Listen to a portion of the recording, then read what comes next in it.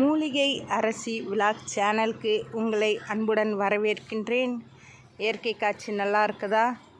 சரி, வர்ற இடத்துல கொஞ்சம் எனக்கு நொச்சி தேவைப்பட்டது. சில பேருக்கு நொச்சி எப்படி இருக்குன்னு கண்டுங்க. நொச்சி இலை இப்படி தான் இருக்கும். அங்கே பாருங்கள், நொச்சி இலை வந்து கருநொச்சியாக இருந்தால் இன்னும் ரொம்ப நல்லாயிருக்கும். இது பச்சை நொச்சி.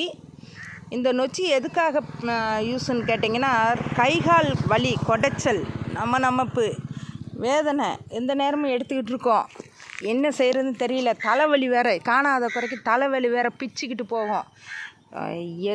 நம்மளுக்கு என்னடா ரிலீஃப் கிடைக்கும் நினைப்போம். இது ஒவ்வொரு வீட்டிலையும் இருக்க வேண்டிய ஒரு நொச்சி இலை.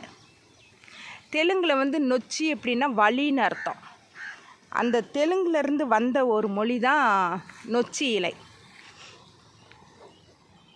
இந்த நொச்சி இலையத்தான் நம்ம பறிச்சுட்டு போய், இது தலைவலி, இந்த வெயிலில் வந்தோம்னா தலைவலி ரொம்ப இருக்கும், கைகாலெல்லாம் குத்தி கொடையும்.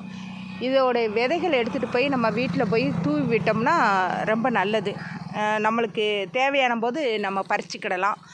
நொச்சி வந்து எல்லாம் அவசியம் வீட்டில் இருக்க வேண்டியது. இது என்ன கலரில் பூ பூக்குன்னு பார்த்தீங்கன்னா, ஊதா கலரில் மெல்லிசாக பூ பூக்கும். இது எங்கே பார்த்தாலும் அடர்த்தியாக இருக்கும். நான் உங்களுக்கு தூரத்துலேருந்து காட்டுறேன். இப்படி சாலை ஓரங்களில் அங்கங்கே நிறையா இருக்கும். இப்படி தான் இருக்கும். இதை கொஞ்சம் பறிச்சுட்டு போய் நம்ம வெந்நீரில் நம்ம ஆவி பிடிக்கணும்னா பிடிச்சோம்னா அவ்வளோ நல்லா தலைவலி உடனே ரிலீஃப் ஆகும். அந்த இடத்துல இருக்கிறது நொச்சி தான்.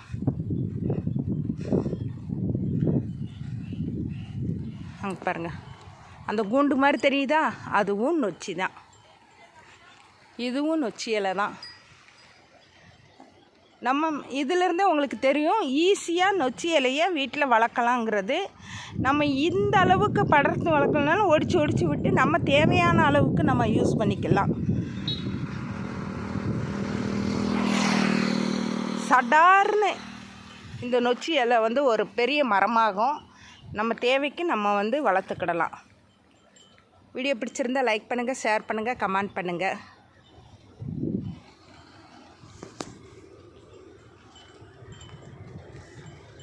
அப்படியே அந்த அக்காமாரு என்ன பண்ணுறாங்கன்னு